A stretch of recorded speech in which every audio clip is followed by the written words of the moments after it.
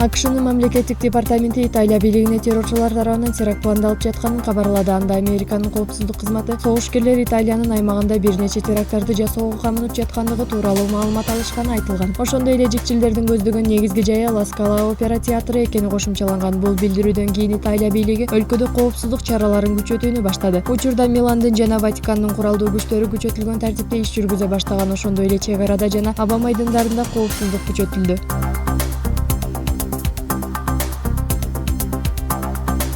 Варшавадан Египетке жүргүнчүлөрдү ташып бараткан учак Болгариянын Бургас шаарына конууга аргасыз болду. Маалым болгондой, учак абага көтөрүлгөндөн кийин 64 жаштагы жүргүнчү учакка жарылуучу зат орнотулганын кабарлаган. Мындай маалыматтан кийин учактын командири чукул арада Болгарияга конууга уруксат сураган. Бургас шаарына түшкөн учактан жүргүнчүлөр чыгарылып, учурда аэропорт полиция тарабынан курчоого алынды. Ошондой эле аба майданына кирүүгө тыюу салынып, иликтөө иштери жүргүзүлүүдө. Ага кошумча жарылуучу зат тууралуу кабар берген жүргүнчү сурак берип жатат.